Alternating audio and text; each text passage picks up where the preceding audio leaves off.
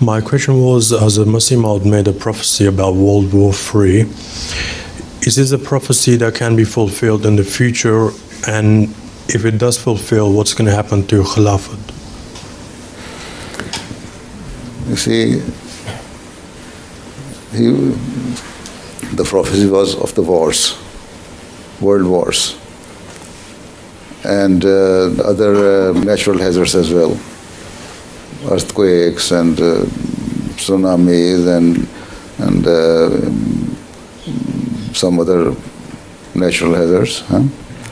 It has happened, and it did not affect Khilafat. Even the world has experienced First World War and then Second World War.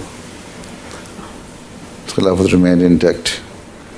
So if there is going to be a Third World War, it can not affect the Khilafat.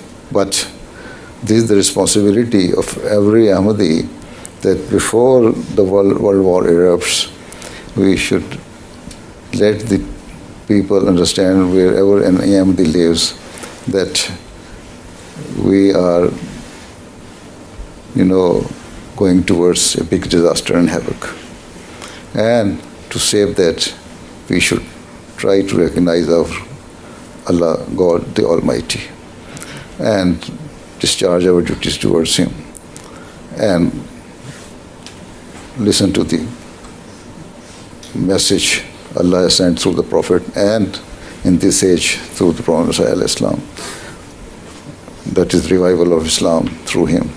So if we discharge our duties in this way, this is how we can save the world. Otherwise, Khilafat will remain intact, inshallah. Even Hazrat Masih Maud has said, आग है पर आग से वो सब बचाए जाएंगे जो कि रखते हैं खुदाए ज़ुल अजाइब से प्यार. There is fire. Of course, certainly there is fire. But all those who have a love of their Creator will be saved from that fire.